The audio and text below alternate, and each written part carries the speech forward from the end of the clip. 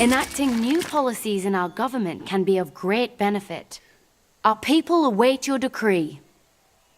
Okay, my doe-eyed lady says, we finished Code of Laws. That's what she's saying. Okay, and we get to use policies. Policies have concrete effects for gameplay. Okay. Policies and governments are very important, and you should treat your government and your civilization as a living, breathing, changing entity. Okay, and policies serve that purpose. Okay, there are basic forms of government, and then from that basic form of government, you can set different policies that influence the way your civilization develops. So let's go take a look at that. At his best, man is the noblest of all animals. Separated from law and justice, he is the worst. Aristotle, you brainiac, you. So we have finished Code of Laws,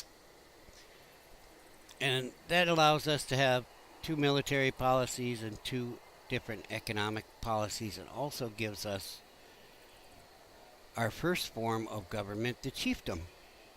Meet chief. So, we're going to choose our next civic right now. And we haven't got the bonus on either one of these. I don't see that I will get the craftsmanship bonus. I'm going to research it.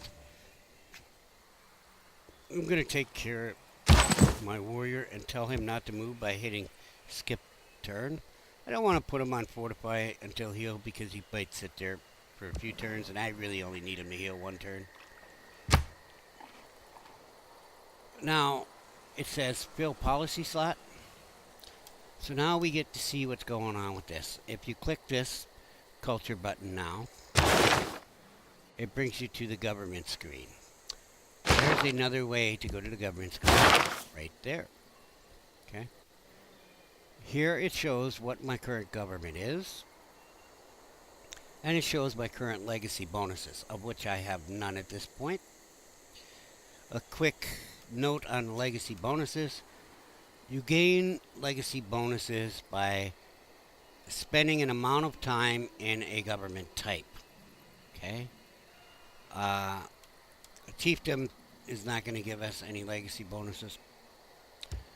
But let's go view the government types real quick so that you can see what I'm talking about, legacy bonuses.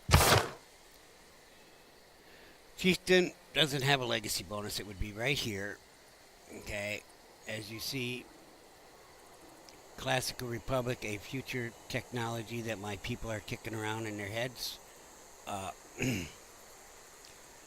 Has 4 different policy slots. These are economic slots. This is a diplomatic slot. This is a wild card slot. See, it's got the green, red, and gold there, plus a purple. And wildcard slots can use a green is diplomatic, red is military, gold is economic. So you could put any of those 3 types of policies into a wildcard slot.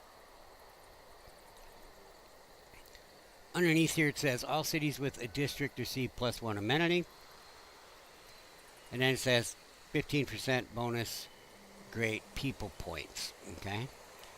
Now, if I spend a good amount of time in a Classical Republic, I will start gaining a legacy bonus of 1% for every 15 turns that I spend in Classical Republic. Okay? Now that legacy bonus will stay with my civilization throughout time.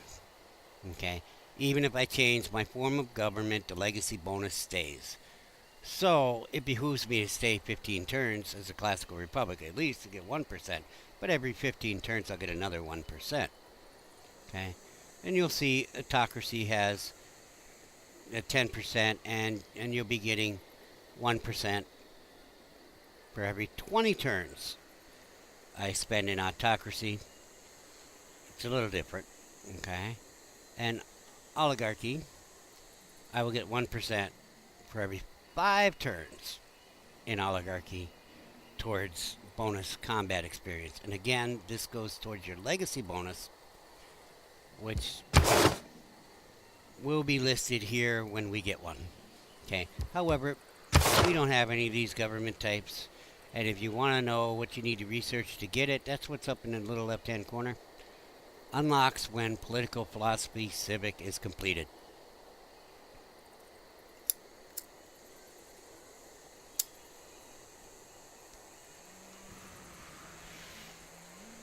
So, for example, democracy will be unlocked when the suffrage civic is completed. Okay? And as you can see, all the different government types, through time you get more and more policy slots. So let's go see about these policy slots. Okay? Well, in the chieftain, we only get 2. We get 1 military policy slot and 1 economic policy slot. We have no diplomatic policy slots and no wildcard slots. Let's go change our policies.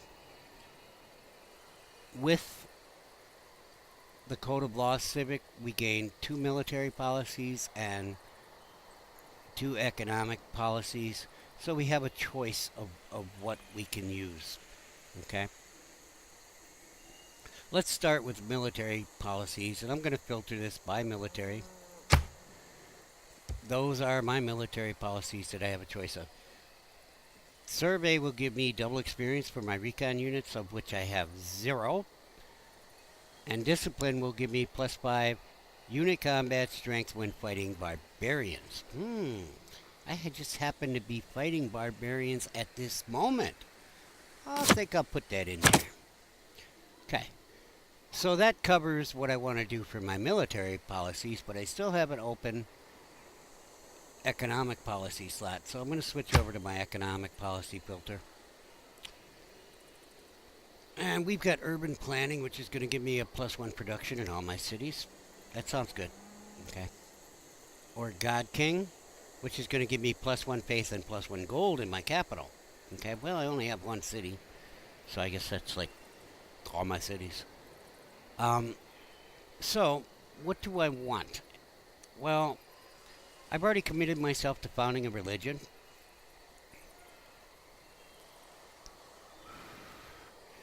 And I know from experience, and I'm teaching you now, that you need to found a pantheon before you can found a religion. So actually building Stonehenge and getting a great profit, you wouldn't be able to found a religion if you didn't have a pantheon. How do you get a pantheon, you ask?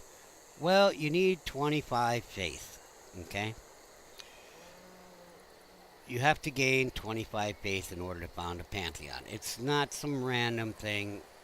Some people think my buddy Jimmer, like, oh, hey, I just,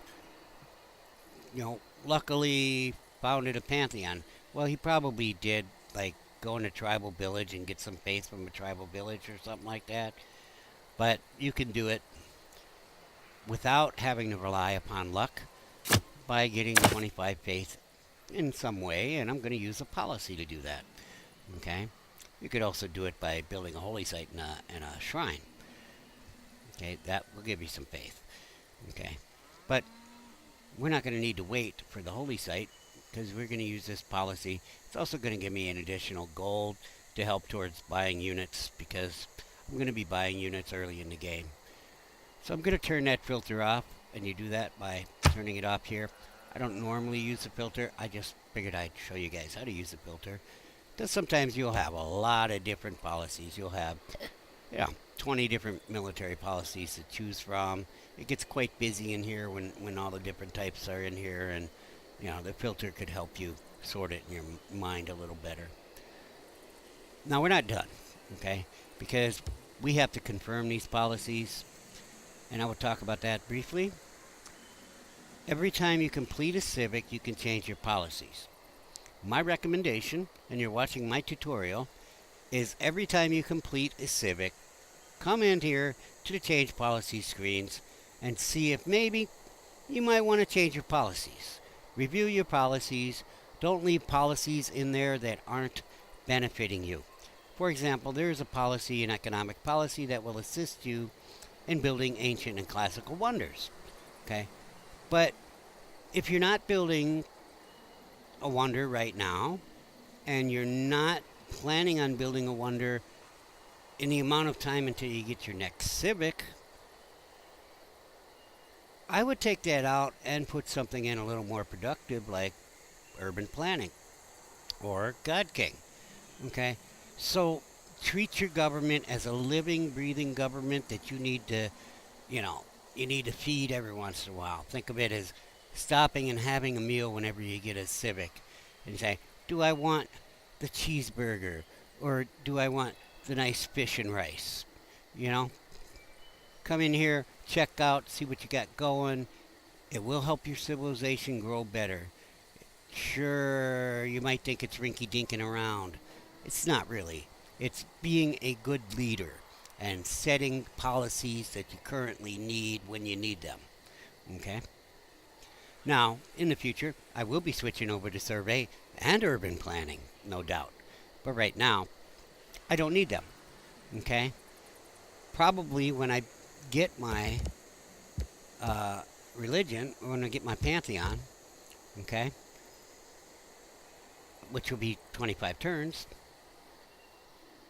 I will switch over to production to help out with Stonehenge. Okay? When I get my scout and I've defeated my barbarians, the next time I get a new civic, I will probably switch over to survey. And actually, 4 turns, I will have enough money to buy a scout. Okay? My next civic won't be done in 4 turns, but I'll probably be fighting barbs before then. Just realize that you have these things available and don't just say, oh, this is annoying, I gotta do these policies again. Okay? They're really powerful. Learn to use them. Learn to change them when you don't have to. Review them and change them to help your empire grow. Once you do confirm your policies, you can't change it until your next civic is complete. In our case, it's going to be 12 turns. I chose craftsmanship, remember? So, it asked me if I'm sure if my policy agenda is set, and I say yes.